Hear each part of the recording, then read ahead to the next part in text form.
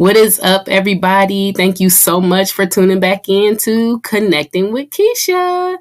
And first and foremost, I want to say thank you guys so much for tuning back in. Make sure you like, subscribe, share, comment, and all the good stuff. And like I promised y'all, I will have a guest speaker today. You guys will finally get to meet my bae. So just get ready. Put your seatbelts on. I'm just playing. It's about to be fun and just a normal episode. So let's get into it. Okay, babe. Welcome to Connecting with Keisha. And I am so happy to have you here finally. And I know they are too. I'm glad to be here. And always, now you already know. It's been a minute, but we finally doing it. But like always, we start the episode with a scripture. But this time I want you to choose your favorite scripture and read it to us. But what is your favorite scripture? Okay, I have to say that my favorite scripture is from the King James Version of Romans 13, verse 8. Okay. And it goes, "Owe no man anything but to love one another. For he that loveth another hath fulfilled the law." Yes. And the reason why I like that scripture so much is because nobody likes to be in debt. You know, we live in a society where we're in financial debt. But to take it a step further, there's a lot of emotional debt. There's a lot of spiritual debt. There's a lot of things that you go through emotionally, spiritually, mentally. And just this verse alone just kind of reminds me that above all things, the most important thing is to be mindful of that love tops everything, despite our fears, despite our shortcomings. You know, if a person can love you, then in the eyes of Christ, he or her has fulfilled the law. So that's why I like that verse. Take us to church then. Okay. Well, I love that. Romans is a good chapter period. Like I love Romans, but that right there is perfect, especially for this episode. You know, people been talking. I've been telling them, like, they know when I be saying, like, you my man, like, I don't play, like, but you know, haters and the naysayers out there, they always want to know, like, what's going on, like, how did he get you to put your player's card up, and you know, how did he get to pull you from where he is, and how are you guys doing it? How do you think it's gonna work? You know, they got all kind of questions, and I just wanted to get him just a little piece, babe. We ain't gonna give him too much, just a little piece of the inside of us. But your nickname is Science. We call him Science for a reason. How did you get that name, babe? I know that one. How did you get the name Science? I mean, for a long time, I used to be with the 5%ers, the 5% Nation of Gods on Earth, which is somewhat like an offshoot of the Nation of Islam. And growing up, a lot of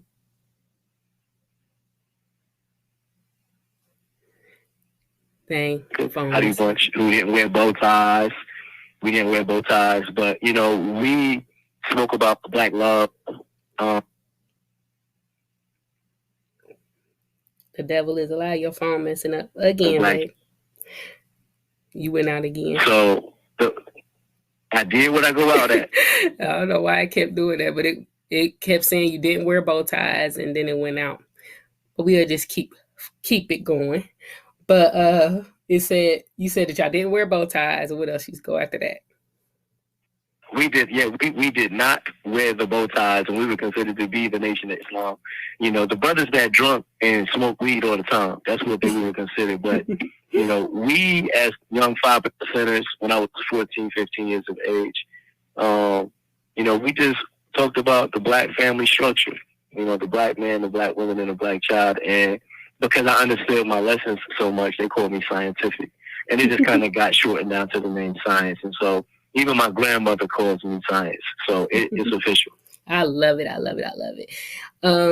So we're going to get into the nitty gritty, babe. We're going to talk about how we met.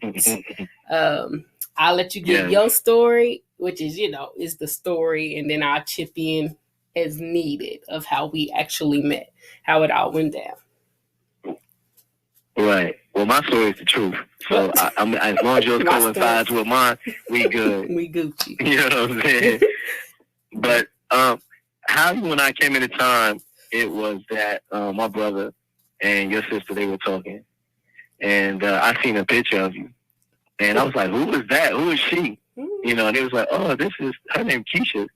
You know, this Kiana sister. I'm like, "Oh, she gorgeous." I said, "She's thick too." I said, "Oh my goodness, I got to keep working out so I can lift them legs up." And you know, we laughed about it or whatever, but the word got back to you. And, you know, you thought, I guess that was funny, whatever. Like, who is that brother that said that? Right. I didn't find out who that is. Yes. And, you know, once you found out who it was, you was like, oh, I want to highlight him real quick. So he just wanted to speak to me for a minute. And from there, it was just, the ball got rolling.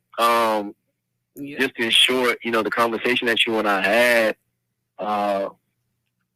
it just grew. It grew so fast. I didn't expect for it to go the way it did. But go ahead. Yeah. You tell me what you think. That's exactly what happened. I had just got out of I'll call it a situationship after about 7 years. And I was like, everybody didn't know me. No fantasy. I was like, I'm not about to get back in a relationship. I'm about to be for the streets. I'm about to be outside. Like, I don't want to be with nobody. I don't want to, you know, start no relationship. And then I've already experienced the relationship with somebody in prison, and it was not good. Like, you know, the people on the outside, I was the same way. Like, I don't trust them. I ain't blah, blah, blah. So then I seen a picture of him, and he was in the background, and he's so fine, y'all. He's so fine. But in this picture, he was a little dark, which was a catfish, because he ain't dark for real. Anyway, but he was looking good. The sun only been up like 3 days. Yeah, that was, he must have been. It was the summer, because you get a little, not even chocolate. You get a little caramel in the summer. But he was in the background. He ain't had no shirt on. So I'm like, like, he's sexy. Like, I'll play with him for a little bit. You know, I talk to him for a little bit. But then Kiana told me that comment. I'm like, oh, so he on some, let's talk to him. So, of course, like everybody else do, you go pull up, like, what's his name? Pull up his name and see what he did, how long he, you know, I've never been in like I said, I've never been serious about nobody in prison. So I'm thinking he about to be some thug, because he got dreads. I'm like, oh, he about to be a thug, you know, just somebody to talk to. So I was like, all right, we end up making, I end up paying him. When August 28th, 2019, babe, I keep wanting to say 18. 2019. Yep, it was 2019. Yep, so, and it been on since, like, and I remember telling him, like, no. He said I didn't tell him. I just was thinking, it's like, I bet I don't put no money on his phone. I ain't put no money on his books. But I still had like $6 on my phone from, I don't know if it was Keenan or one of them, somebody else, but I had $7 on my phone left. And I remember saying, like, I ain't putting no money on this phone, like, because you ain't about to be using me. You gonna put like $20 on the phone. Yep. And then I eventually was like, I'm only going to put 20. Once the 20 was gone. Right. Yeah, I do remember saying I'm gonna put $20 on the phone, but I remember the day I put that money on the phone, I was shaking my head like, girl, you said you was not gonna do that. But yeah, it just went, we talked so much, like, and I gave him so much pushback for so long, and he was like, I'm gonna get you together because you deserve love. Which is, even if it's not with me, you deserve to know, even if it's not with me. Yeah. And I think, like, honestly, from my perspective, it was like, I wasn't trying to play the field. So, I mean, it was good just to hear a female's voice, and particularly a black woman's voice. And so, I wasn't going into the situation as if I was trying to game you or because I'm grown. Right. So, when you and I first spoke, it was flirty, but it was genuine. And I had went into the conversation saying to myself, like, so many times I've spoken to a woman, and we as black men do this. We clam up. We don't want to show any type of vulnerability because we feel like therein lies masculinity. Mm-hmm. So it was like, I'm not, in this conversation, you know what I'm saying? I'm just going to be open. I'm going to come as an open book. My shortcomings, my flaws. And if she accepts them, if she accepts them, wonderful. If she doesn't, it's cool. I know what I did from this perspective, from this side of the fence. I was giving you my authentic self. Literally. And so, just within this, literally. So just within this small window of time, which I would say is 2 months from August to almost October, You know, we had talked about everything literally under the sun, moon, and stars. So much so I'm like, yo, I think you should meet my mom. I think you should meet my sister, which I've never done. Yeah. You know, and you know, it moved so rapidly. I really don't think that we thought about the shortness of time. Nope. Because we invested a lot of time out the gate. And I don't know if you realized it, Keisha, but, you know, at some point, I guess within the first 30 days or so, I was looking at it as if I'm not spending time with this girl. I'm investing time. Yep, that's you what know, you told and me. Right. And I just started looking at it as if, you know, when you spend time with somebody, you don't get nothing. But when you invest time, you look for a return. And so I was looking at the relationship from that perspective as if just a black man and a black woman enjoying each other's company. I didn't think about the physical distance. I didn't think about, you know, I'm incarcerated, you're on the other side, who you were spending time with or investing time. I just knew that whenever we came into time, you know, time didn't exist. Space didn't exist. See, y'all see his mouthpiece? He gamed me, y'all. He gamed me.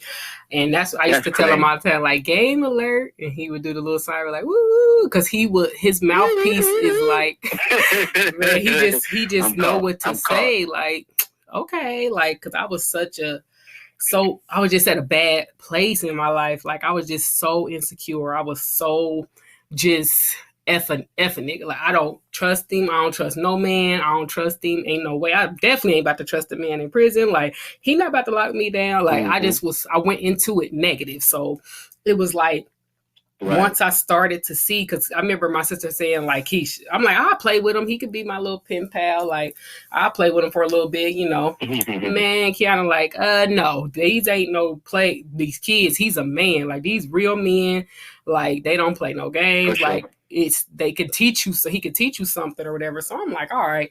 But literally, like, the first 2 weeks felt like a lifetime. And I'm like, oh my gosh. Like this man literally has changed my outlook on so much. But I'm thinking, like, still at that point, I'm like, like, I'm scared to get attached. And I'm scared. And like we said with his mom and them, I had the message, like, I was so scared when he said he wanted me to meet his mom. I'm like, oh, nah, this too, I ain't about to do that. Usually that's a telltale sign. Exactly. That's a telltale sign. Like, something ain't right. Like, meet his mom, something ain't right. Like, too soon? I'm like, too soon. But to be honest, you know, I have spoken to women before, you know what I mean, while incarcerated, and it was just never that that feeling of I should introduce you to someone that, you know, is very close to me. You know, that's an intimate thing. Heck yeah. You know, but when I wanted to introduce you to my mom and my sister, primarily it was because we as men, we tell women what we want y'all to hear. Mm-hmm. And so we always present our best sides to you. You know what I mean? And usually when we don't want our closet open, we keep you away from everybody. Yes. You know what I'm saying? And so, you know, I wanted you simply just to meet my sister and my mother, just so whenever I wasn't around, you could talk to them and they could present a side like, oh, he told you that? Yeah, girl. Yeah, he's for real. Yeah, oh, yeah, he did that or he did not do that. And sometimes, you know, you really never know somebody until someone else tells you what they see in that person. And so I felt like you deserved that, you know, out the gate. You know what I mean? So that's why I really wanted to introduce you to them. Yeah, you explained that to me later. So I was like, oh, okay, that makes sense. But when he first did it, I'm like, oh, nah, he falling in love too fast. I gotta, you know, back up because, you know, I was still out here. I was still, you know, doing me, and I was still like, okay, he just somebody to talk. You know, I still had him in that category. But after a couple of weeks, like, I was like, all right, you know, we still hadn't made it official. I still hadn't went to see him. And then when I first was able to go see him, I tried to make it, I'm all over the place, but we might as well just go there. But when it was time to go see him, it was so you had the play, Hamilton play was what, November? Right. So in short, you know, you didn't want to come see me because it was like, okay, that's too fast. You know, maybe 6 months, a year, something like that. However, I was performing in a play that the prison was having, and the play was literally a major production of the off-Broadway play Hamilton. And I was playing a principal character by the name of Aaron Burr. And I was like, well, I would love for you to come see me, you know, in this performance. However, you have to be on my visitation list. Yep. So it's imperative that you come see me. So you were kind of put between a rock and a hard place. Like, okay, it hasn't been 2 months yet. However, in order to see him in the play production, I have to actually go on a visitation list. And in order for that to happen, you have to visit me. Mm-hmm. So, you had get going back and forth with yourself, like, do I go see him? Do I not go see him? And, from my standpoint, when you came to see me, it was as if we had been friends for over 15, 20 years. Indeed. I mean, it just flew. It flowed. It was so genuine. It was. That, we both exhaled at the end of the visit, like, ooh, wow, I didn't know that I was missing that. But go ahead. Well, yes, that was it. Like, but again, I was so insecure. I was so used to just not trusting somebody. So, again, like the mind frame of prisoners, well, of people, the way people think of prisoners, like they see a big girl with a young, or I keep saying young, he older than me, y'all. Right. But anyway, a big girl with a nice looking man or whatever, she automatically got low self-esteem, or he using her or whatever. Right. So on the outside looking in, I'm like, I'm bigger, y'all, he got a soccer body, what he would say. He got a body like, anyway, I ain't gonna tell y'all that. He got a nice body. He work out like crazy. He the opposite of, like, he is the boss. So I'm thinking, so that's where my mind frame went too. Like, when he see me, he not gonna like me.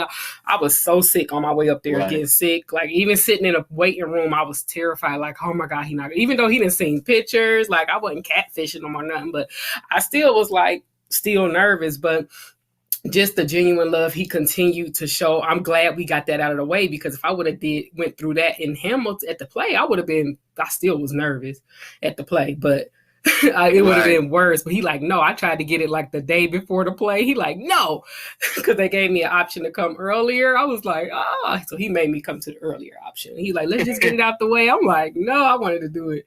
Right. Anyway, but it's just been on ever since. I was able to meet his sister, his nieces, and now we best friends. Like, I love her and the kids, and his dad was there. I was able to meet his dad, and it was just so, he was able to meet Kiesha for the first time. And it's so crazy how things work, because Kiesha, y'all know I don't introduce my kids to anybody for real, unless I know it's serious. For sure. And in this situation, I really didn't want to like go into details with her, explain nothing to her, but she started to see, she talking to this person every day. She always happy. She used to say, I changed my voice, which I did. I used to change my voice because I hated my voice. So I used to change my voice. And so she started to play. And when I used to call him babe and stuff, she used to be like, like, oh my God. So, and it's so crazy, y'all, because Kiesha at the time was writing an essay on Hamilton. What's the chances of that? Like, she was doing an essay. So he was like, I can help you. I'm about to do this. So she actually got to see the play. Like, she actually got to go see it in person. She knew exactly what was going on, and she actually aced that essay, but it all aligned so good. Like, she was able to actually see that, and it just made me be like, dang. Like, and when I say from that point on, like, they was besties. Like, he was giving her a word of the week, and he just poured into her like he did with me. Like, he just everything. So it wasn't and I think go ahead. I'm sorry. No, go ahead. Go ahead. I think it was just her seeing me in the production was simply a confirmation of who, what I mean? Like, I knew this was kind of who he was, and, I've always exhibited that to her. I've been big on education, but I've also just been mindful, of how fragile we are as people. Mm-hmm. You know what I mean? Especially Black females. You know what I mean? We, as Black men, we put y'all through so much, and it was just a chance for me just to attempt to give back. And just from where I am, I'm only able to give what I can from where I am. Yeah. So, for me to invest time, with you and Kiesha, and for her to come see me in that light, I've been consistent in that light, you know what I mean? And, just been a strong proponent on education. But, I was just thankful. I was blown away. I did not know that you were going to be my dad. I didn't know that you was going to be my sister in that capacity. But the very first time you came to see me in that light, my sister, my three of my nieces was there also. Yeah. And my father and his wife. And, we've been rocking ever since, family and all. Period. And it's just been, and it just flowed. You know how sometimes you be like, no, because listen, y'all, his mom, she didn't play about him. Like he is the male version of her. Like she plays no games. She goes straight to it. If she don't like you, she gonna tell you she don't like you. So that was what I was scared of. You know, mama's boys is a little different than mama's girls. Like you don't play about your mama, the boys. So she didn't play about him. So I'm like, you ain't about to throw me in the fire with her. Like, like I'm not about to. What if she don't like me? What if she can, sense in my head, sense that I'm on some BS? Like, let's just wait or whatever. But when I did finally get to meet her, she loved me, and I was so excited because like that was rough. Because she don't play no games, but she was so genuine and she was so caring and. She was the truth, like, and she loved you to the point. She was like, "Listen," she said, "Listen, I met that girl. I know that girl. I'm telling you right now, don't you break that girl's heart. And don't you ask her for no money either." Oh yeah. I was like, "Yes, ma'am." I said, "No, I'm not about to ask her for no money." You know what I'm saying? Yeah. I said, "I ain't ask her for no money." She said, "Yeah." She said, "Don't break her heart." You know what I mean? Yes. And it's crazy because y'all had built up a rapport, and it was unfortunate that, she passed away on Juneteenth of 2021. Yeah. And you had to break that news to me because my sister was the one that got in contact with you. That's when I knew, like, that took our relationship to a whole nother level when I had to be the one to actually tell you this, like, to be on the phone with your sister while it was going on. All the way to her phone dying, and then you having to call up there to tell you to call home. But your sister's phone was dead, and then I had to actually tell you. That was the hardest thing. And by then we was, hold on. So she died in 2021. Right. June. So yeah, so we was deep in this thing, right? It was Juneteenth weekend. Juneteenth. And I want to say, I know we just been flowing, on a conversation, but I will say this: what played a great role in us working in that hurt, working in that loss, dealing with that loss was just dealing with grief recovery. Yeah. And I hate to harp on it. I don't want people to think that I'm harping on it, but when it comes to like Black and brown people, we don't know how to grieve. We deal with so much trauma, whether it's childhood, whether it's our own, you know what I'm saying? And, I have been, I'm a grief counselor now. Yeah. So, I was taking these grief recovery classes 2 weeks before my mother passed away because I knew there were unresolved issues that I have, that a lot of incarcerated brothers have. I see a lot of young brothers coming to the prison system, getting bound over from 16, 17 years of age. Yep. And there is no, they're so wayward, there's no guidance whatsoever. And so being mindful of that, I try my best to like, take control of my life as far as, how do I overcome childhood issues? How do I overcome trauma? How do I unresolve, issues of bad breakups? Yeah. And so, when my mother passed away, I thought about, and it's a tough subject to still talk about to this day. Mm-hmm. However, no one has gone through more trauma than us as Black people. So when it comes to relationships, it could have been easy for me to be like, Keish, I don't think right now is a good time for us, to continue this bond, this friendship or whatever, because I'm going through so much with the loss of my mother.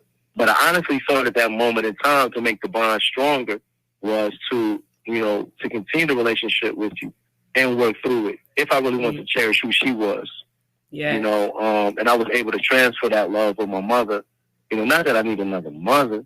That's not what I was looking for. I was just looking to, honor her wishes by loving you. You know what I mean?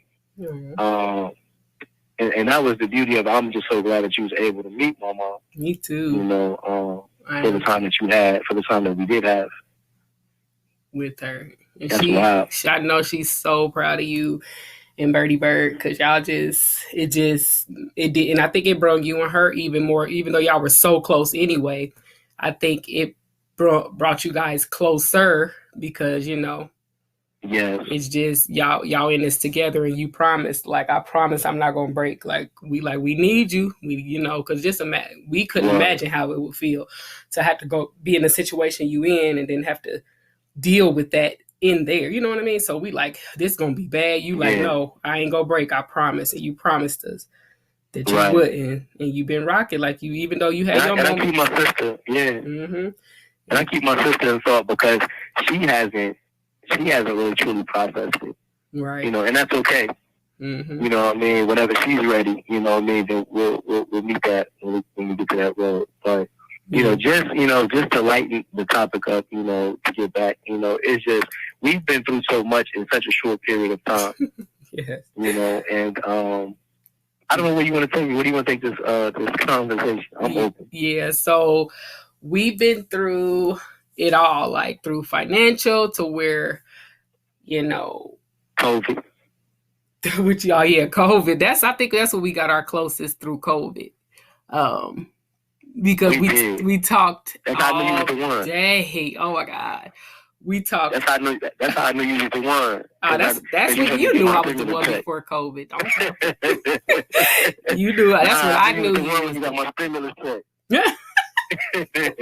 You said I helped you get your stimulus. What else? You said I helped you helped me get my stimulus check. It didn't take a dime. Like, why would I take it? Like, we had. You ain't take a dime of it. You know what I'm saying? You could have took my stimulus check and went off to the Black Sands in Dubai somewhere. Man, we start trying to make a hustle out of it. I'm like, tell all your inmate friends I can get their stimulus. We can get their stimulus. We're gonna charge them a fee.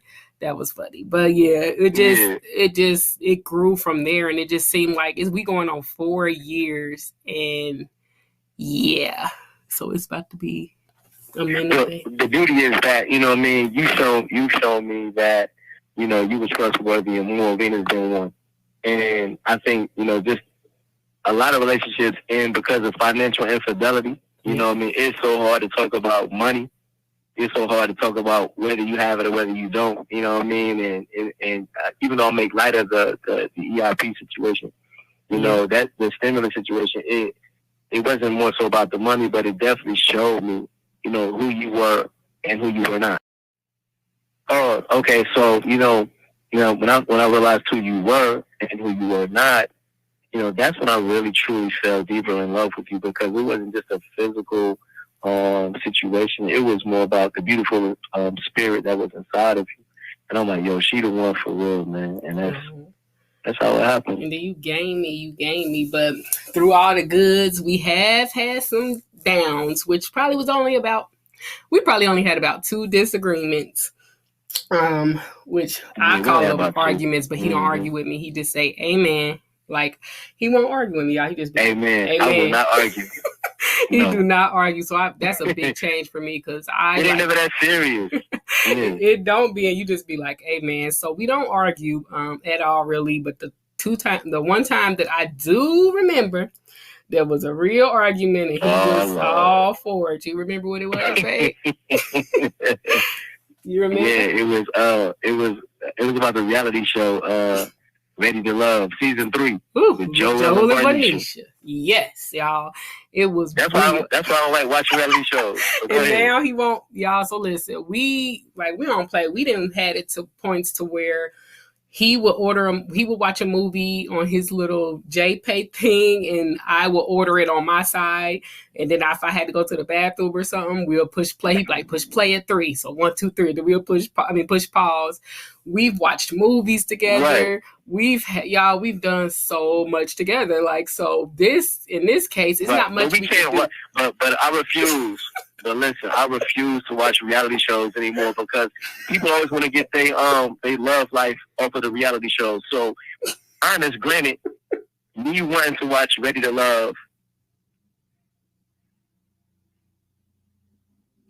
What was it, season 3? Shows, you know what I'm saying? But I'm like, okay, here goes the show. Okay, so I don't do reality shows, but Open Network was showcasing, like, okay, we got a new show coming. It's called Ready to Love. It's about black love, where black people really trying to come find real love. Right. So I'm watching the show. I'm like, okay, I don't do reality, but I'm going to watch this because it's genuine. Yeah. Why wouldn't it be? Nephew Tommy, he hosting it. But I started seeing things in the show, and I'm like, this ain't reality. This is not real. Don't nobody go on TV to find love. If you can. You know what I'm saying? Because the cameras are on all day. Everybody got their eyelashes on. Everybody got their front lace wig with the baby hairs. Period. It ain't no downtime. But I'm like, who's really getting their love language from these shows? Yes. And of course, they showed me who they were when Joel and Varnisha was going at it. I mean, but it was we was rooting for them. Like, y'all, we was not playing. Like, we was so excited at the end. We had the same views of everything. Like, yes, Varnisha, you know, we picked the last people that was there. We knew, like, okay, yes, them three, you know, they real. Varnisha and Joel, like his accent, and then her, like they perfect together. Like, we was all for it, y'all. But we wanted them to win. We wanted them to win. So I mean, we wanted them to be in a healthy, happy relationship so bad. So we was rooting for them. So the second part of the reunion, the first part was cool. We was cool. Double dating them, baby. We was double dating with Joel and Varnisha. We literally was so much. We loved them. I started following them on Instagram. Like, it was real. So once the reunion came around, we was ready. Like, yes. But y'all, here we go. So This is when our disagreement came. So of course, when the reunion came out, it showed that they weren't together anymore. You know, that Joel was a player and Varnisha was too clingy. But in my head, I'm on Varnisha's side. Like, hold on, you was whining and dining me. You telling me, you know, meeting my family. You ready to be with me, blah, blah, blah, blah. And now we ain't together because I want more. Like, you knew I wanted more. We on here for love or whatever. So first thing I come to him with, y'all, like, bruh, babe, how you feel? like, how you feel? He like, yeah, Varnisha too clingy. Y'all, I got so mad. Like, because in that mind frame, in that mind frame, I'm like, why would you even blame? Why it got to be her? You know, it's his fault too. Like, why he over there playing both sides, blah, blah, blah, blah. And he like, no, he like, but you know, she too clingy. He can't be up under her all the time. But oh, y'all, it was bad. I even cried because that was our first disagreement. Like, and I just knew he was on my side. It was bad, y'all. Like, it was but it just showed, it was so topical. You know what I mean? Like, looking back, like, it was something so insignificant and so small. It was. But the thing is, babe, a lot of people get their relationship advice from reality shows. Yeah. You know, and they're anything but the truth. They're anything but reality. Exactly. You know, and so that's why I don't watch reality shows. Like, I mean, I will watch like Iyanla. I love Iyanla Vanzant. You know, that's your boo. Tell him about it. That ain't my boo. Yeah, so when we first met, but y'all, she's my life coach. Okay. When we first met, and he said, Iyanla Vanzant, that is my boo. And I'm thinking, like, no, she not. She is not your boo. Like, he like, what? He didn't understand that meant, like, boo. Like, you don't just call nobody your boo. I was like, she is not your boo. So, he be like, no. Yeah. So he know not to say it no more. Like, you can't just call anybody your boo, bruh. I'm your boo, your only boo. Right, but I mean, you my boo, baby. That's it. You know what I'm saying? But I like Dr. Iyanla Vanzant because she really taps into brothers and sisters getting vulnerable and honest about, you know, our situations. Mm-hmm. You know, and healing. And I think that's the most beautiful part about, you know, the relationship with you and I. It's like, every day that we talk to each other, we're soul searching to make sure that the kids are okay. Meaning, like, you and I, making sure that we're okay. Mm-hmm. You know, how are you mentally? Yep. You know, how are you spiritually? Make sure. You know, we tell each other that we thank God for each other every day. I thank God for you. That, and it's like we know when something off. Because go ahead. Right. I'm sorry. But the reason why I say that is because, you know, I remember telling you when we first got real serious is that I wanted that this relationship to be a Christ-led relationship, you know, and as long as I'm moving in accordance with the word, I ask you to follow me. Right. You know, the moment that you see that I'm not doing what I'm supposed to be doing, you know, hold me accountable. Mm-hmm. And I think that's important, you know. And yeah, y'all, the devil don't want this out. It keep messing with his phone, but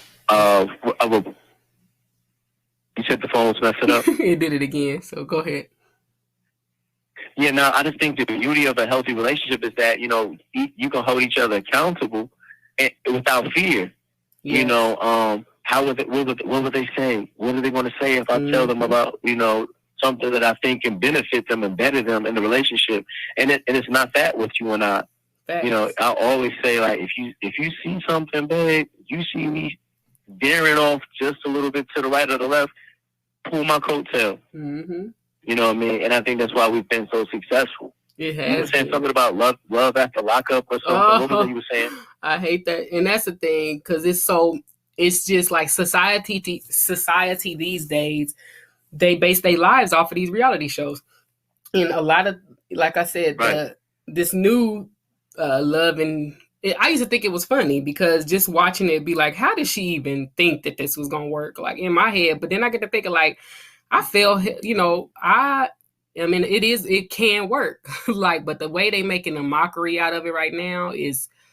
I don't want to watch it because I'm living it, and I'm like, I know that it's really real love out there, and it's some of them that do be, you know, real, but a lot of them most of them is fake. It's for the show, so that's why I'm like, I just can't watch stuff like that. But you watch it? No, I can't watch it because to me, it's fake. You know, because you know they doing it for the views and for the likings of stuff. It's just fake, and then I'm living it, so I don't want to watch it, like you said. And so, I'm just glad that we don't base our relationship off of what, you know, anybody else think or worried. Because in the beginning I did. I was worried. I didn't want to introduce you to people. I didn't want to, you know, I was nervous because I was like, nah, because I remember how I used to feel. So now it's to the point they're like, so you sure? You know, people saying, like, you sure you want to do this? Right. Like, this is my man. Like, yes, I'm sure. Like, I'm confident enough. I know it's not about, I don't care now what nobody else got to say because I'm in this. I ain't expecting nobody else. It ain't for everybody. So this relationship is for us. So it don't matter what another person think because they ain't got to live it. I got to live it. So I'm just glad that you stuck by me through it all. You didn't see my whole life. You didn't see me transition from fantasy to Keisha. Like, I'm glad fantasy did. Sure. Well, don't say fantasy dead. She just ill, right? Like, dang, baby, ain't got to kill her off. You just killed her. We put an end to that. That's over with. We dealing with reality. Fantasy dead. But no, I do want to put a button on this topic though. Mm-hmm. So like, you know, when you were telling me about the love during a lockup situation and a lot of the negative comments that were coming through, I always wonder, like, why are people who are in their relationships with other people, why are they worried about, you know, people who are in love with individuals who are incarcerated? Right. You know, not only do you have women who are in healthy relationships with men who are incarcerated, you have men who are not incarcerated in love with women who are incarcerated, and they're just as healthy. Yeah. And people say, well, it's not going to last, you know, because he's locked up and he's doing this or she's whatever. But you have people who have never been incarcerated and they get divorced. Period.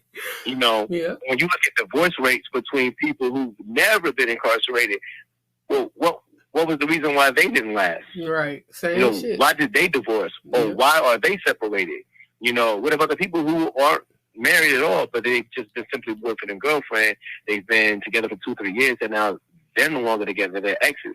So you can't just simply say solely because a person is incarcerated that you know that it is emphatically going to fail because the person is physically bound. Exactly. You know, so I don't pay attention to that anymore. You know, that's why I don't watch, what is that? What are you talking about? Love and Hip Hop Couples Retreat. Oh, yeah. Now, so they take the couples retreat to get away from the BS when they were in Atlanta or New York or LA or whatever, and they were talking about who's sleeping with who. They go to the couples retreat, they still slinging drinks with each other, and it's still the same backbiting, it's still the same slander. Yep. You know, people still slide into each other's DMs. As they're on a couples retreat to better their relationship. So, you know, all that's a facade, and that's to generate capital. That's to generate money. You know what I mean? So who cares about that? You know what I mean? Exactly. I'm not in a relationship with people who doubt. I'm not in a relationship with people who doubt this relationship. I'm not in a relationship with them, so I don't care about what they say. Yeah, and it just irritates me because I just get to thinking, like, I know so many people, mostly everybody got a family member that's locked up. Everybody, you know, got a cousin, a brother, or a son. So if this your son or this your brother, you don't feel that they Right. deserve to be loved just because they in prison. A lot of people in prison for stuff that, you know, everybody make mistakes. They just got caught. And you telling me if your son go to prison, oh, he don't deserve to be loved because he's in prison. No, you just saying that. And it be the ones that's so unhappy. And it be the ones that then had so many failed relationships or don't even have a relationship that got the most to say. But you don't even think outside of that. Like, what if this was your son? What if this was your brother? Not saying all men. It is some dogs in prison, just like it is some dogs out here. Like, it's just, why don't they deserve to be loved? Like, we've never been incarcerated. Right. And it's people out here that shoot the pastor, the mayor, the damn president. Everybody out here got flaws. Like, so what makes it any different that I didn't fall in love with someone in prison and you think it's impossible, like, bro.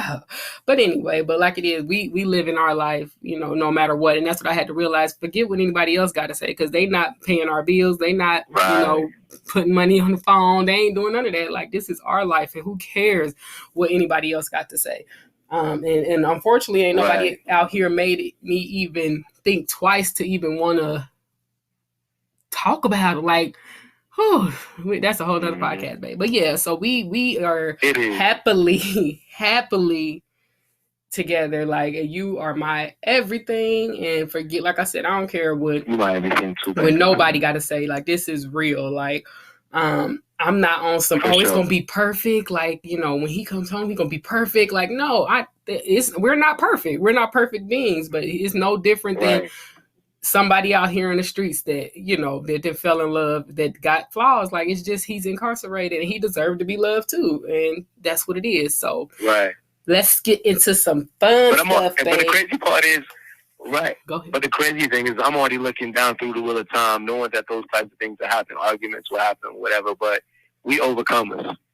You know what I'm saying? And like I said, you know, my failed relationships in the past, like, the things that I, you know, the lies that I may have been telling, you know, the truths I may have just been simply omitting, or subjects I didn't want to deal with, you know what I mean? That was the immaturity. You know, so like I said, everything that I wasn't in my past relationships, I'm like, well, when I would get into an argument in my past relationships, what would I do? I close up, I clamp down, I get quiet, I get distant.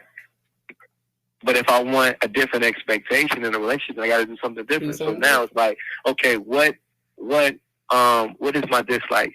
You know, but how can I address those to you? You know what I'm saying? How can I bring those to you, but do it lovingly? Yeah. You know what I'm saying? And do it, you know what I'm saying, in a Christ-like manner. You know what I'm saying? How can I do it by being sensitive, knowing that, you know what I mean, I'm speaking with a woman? You know, I can't speak to you as if I'm speaking to a man, or vice versa. You can't speak to me like that. Like, we're not two people who's out in the street. Right. You know, we in a bond that we ask the Lord to order our steps. Amen. So, you know what I mean? Like, when I see you, I see God's presence. And so to treat you any other way than that, you know what I mean, it's not right whatsoever. So and I love it. I don't want to digress. But I love it. You so gentle with me. Like, you so selfless. Like, it's always about how I feel, or, you know, long as we good. Like, even with, like you were saying with your STEMI, you was doing stuff for me and the kids and your son. Like, you care. Like, and I've never been with a man that I actually wanted to lead. Like, nobody. It's always been, I'm missing something. You know what I mean? And you've actually just checked everything.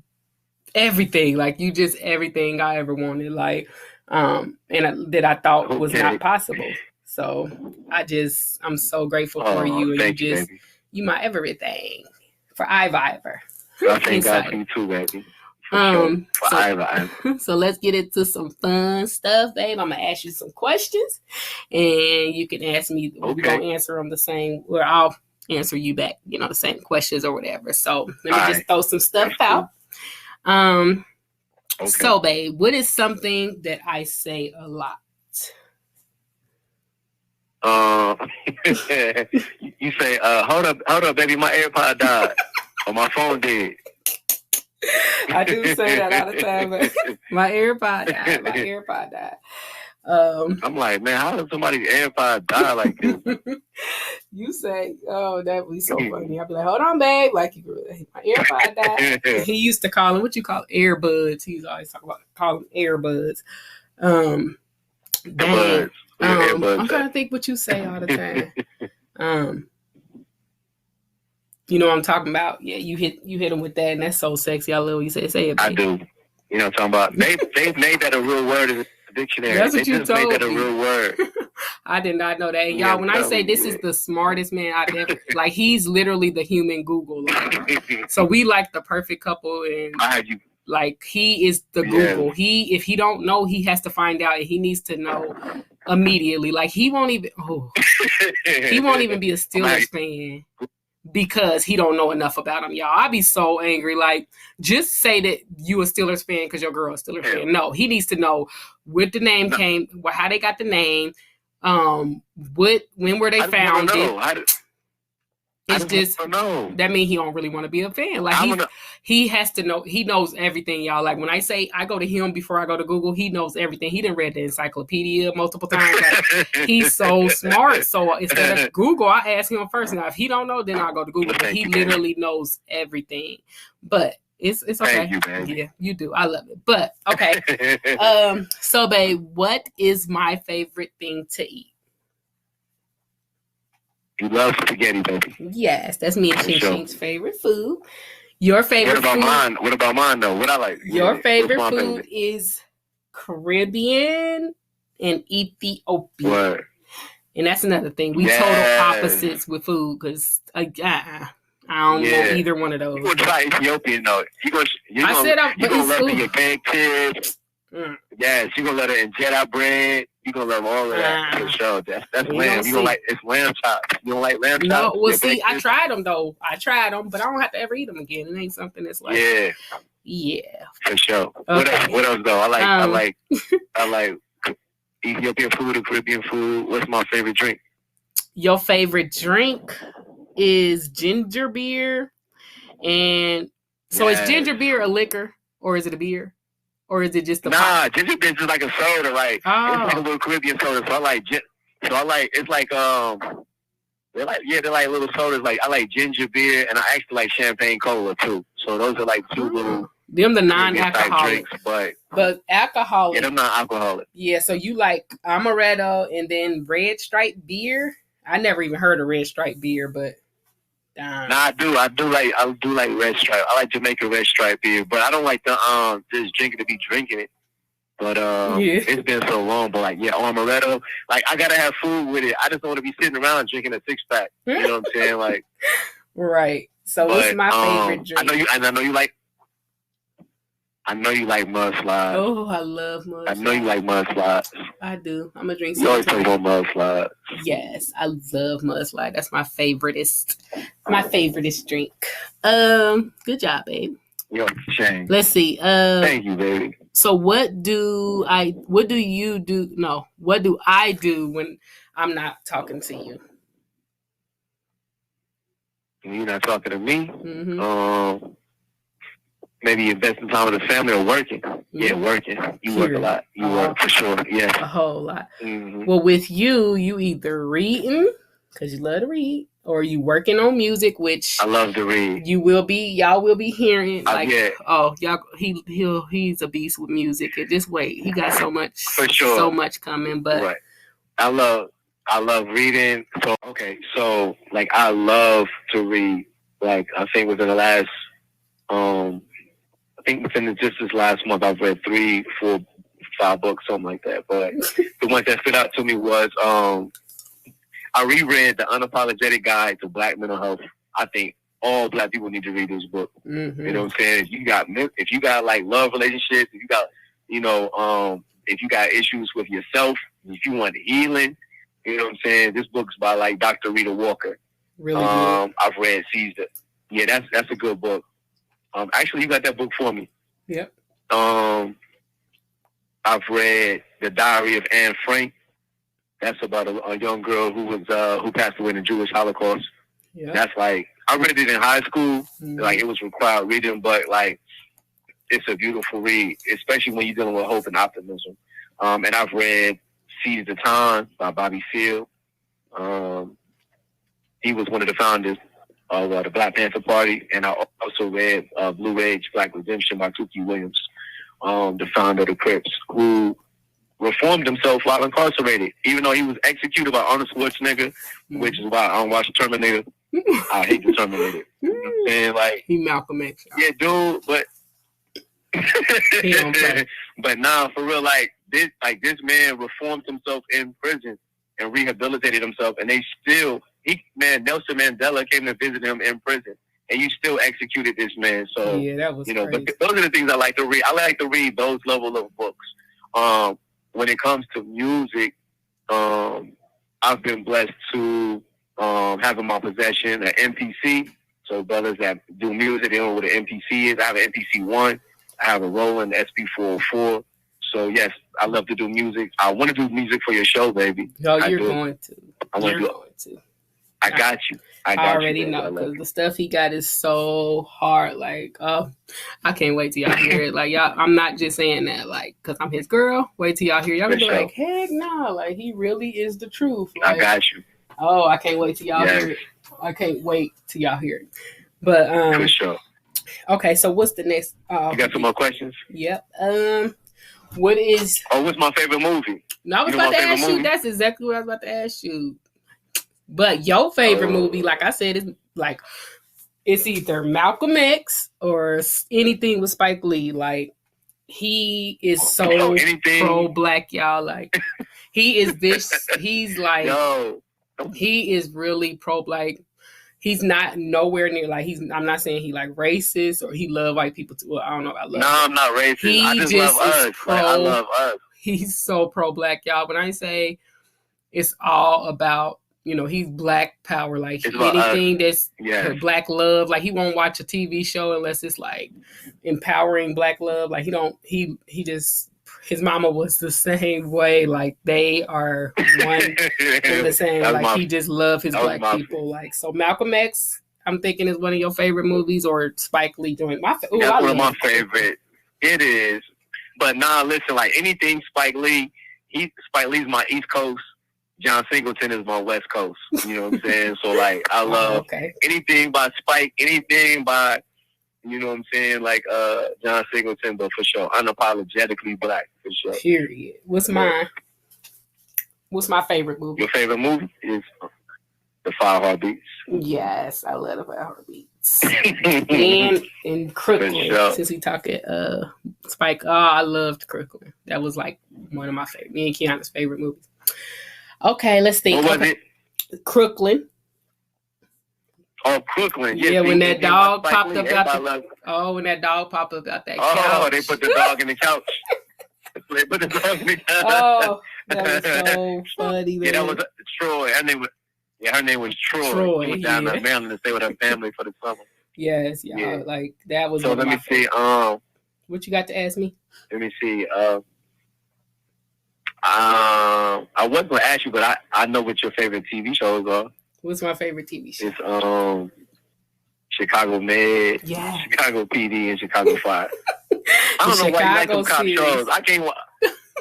I love them. I've had enough cops. I had enough. I'm done with the police. I had enough. And listen, there's no way that they can solve everything in 1 hour. There's no way. You know what I'm saying? It's just fake. It's fake. Everybody's an informant. Everybody's snitching. It's like, man, like, I don't get it. I love it. But anyway. Oh, I love it. What's my favorite TV? What's my favorite? Ridiculousness. What is it? I think it's ridiculous. None of them my favorite TV show. You don't think so?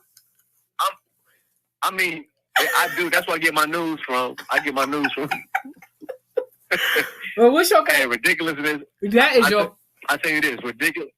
I do watch it religiously. Like that's my Fox News. That's my CNN.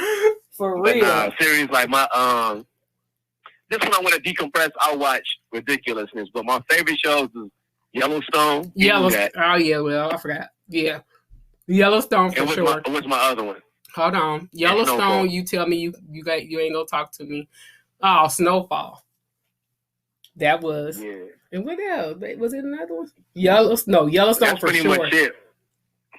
Who? Yeah, but it's Yellowstone and Snowfall. But right now, I think my favorite has got to be this Tupac documentary. Oh yeah, I don't know if I'm finally on number 2. But, I love it. Yes, That's that pro-black, y'all. But no, that was just to hear about Tupac and how a different side of him. Like, I never knew this much. I was young when he passed away, but I used to think he was my dad. Like my mom, that was like, he was everything. Even though he was only 25, I was only like really young when he was out. So I didn't know he was all about that. I knew his mom was part of the Black Panther, but I didn't know he was like that revolutionary type. I didn't know he was like that too. Like, so it's good to see that side of him instead of the side everybody painted him to be is just this bad rapper that, you know, talk stuff about, you know, that's what I remember. And we got to remember, like, we have to remember, like, he was only 24, 25 when he passed, and he's been mythologized. It's like we look at him now, like, as a martyr, and there's been so many books and so many different, you know, songs made with him after he passed away. But he was only 24, 25 years of age. And so I look at my own son, who's 23 years of age, and he don't know everything. Right. So I can't put the world on his shoulders and say, you know, you should, you know, all of the world's problems, I'll put it on your shoulders and you take care of it. When I look at my 23-year-old son, I'm like, he still has so much learning to do. Mm-hmm. He still has so much growth. And so we forget that about Pop. You know, like, he was only 24, 25 years of age. When I look at young brothers that are coming into the institution who are between the ages of 18 and 25, me and my brother, we honestly, who's incarcerated also, we feel like it's so important to not necessarily put these young brothers under our wings. I would never want to put a young brother up under my wing.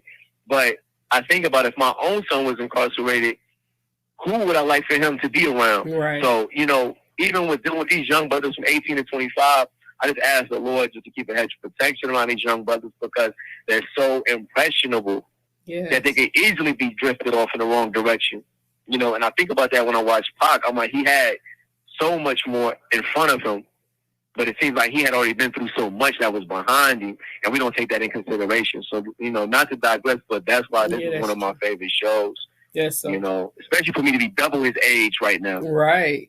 Right. You almost 50, babe. Woo. Yes. You hold up now. Hold up. Well, you knocking at the door. Be easy, baby. Be easy.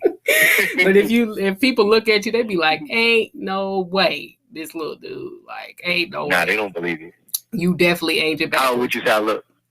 I think you look, I ain't about to keep, I ain't gonna give you them. I give you 30. You look like you 30.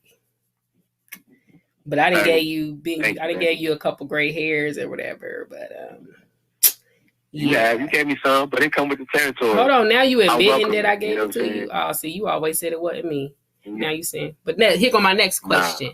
Nah, we don't. Since you, okay, baby. How do I annoy you? How do you annoy me?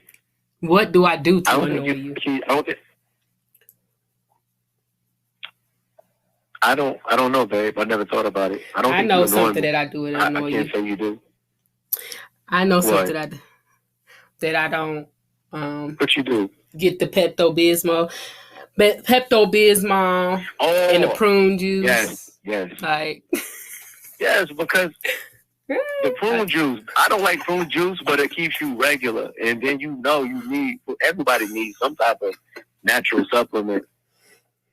You backed up. You need to get prune juice, period, or some grapes. Ooh, I'm like, I was you know what I'm saying? There ain't no reason. You get so mad. He'd be like, yeah, okay. That's when he hit me with the amen. When my stomach hurt. Mm-hmm. Amen. You got that Pepto-Bismol? Mm-hmm. You ain't got that? Oh, okay. Yeah. Okay. Amen. You make me sound old, baby. You make me sound old. But how old are you, babe? So they know. I'm 45. All right, but you not 45. I am. No, you're not. I'll be 45 this year. But you only 44. You're the only person I know that goes up before it's time. Like, no, you're 44.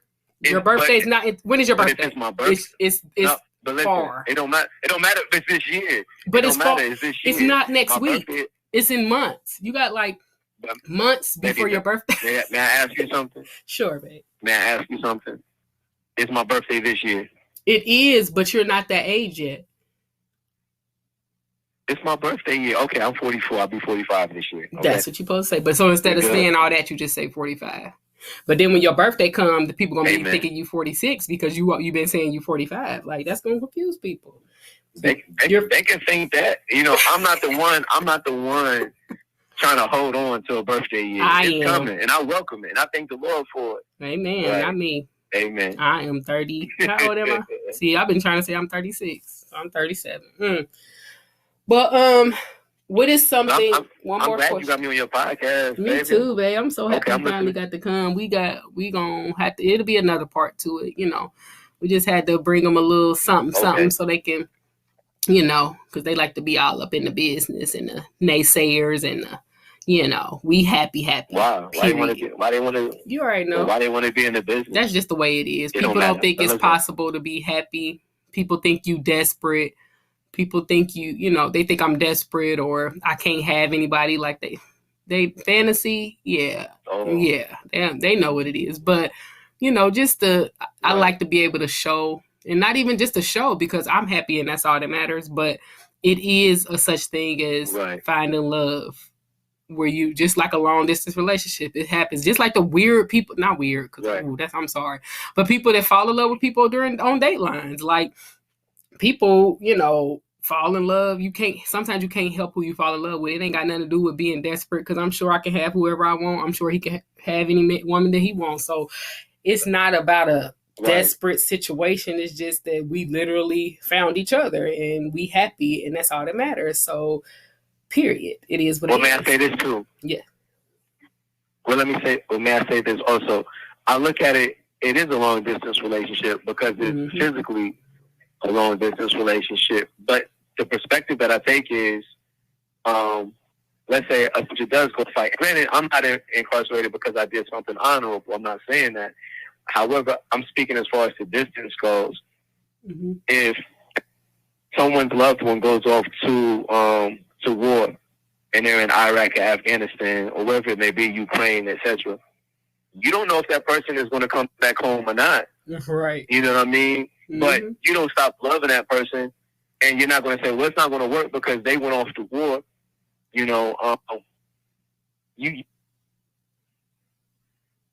Same thing. From my perspective, it knows no boundaries. And I think that's why, I started off the scripture the way I did, because it's not something that man can give you or woman can give you. Right. Real love is something that the Creator can only give you. So, my love for you, Keish, is bigger than just being physically right next to you, because you have couples that are together right now in the same room, in the same car, and can't stand each other. Right.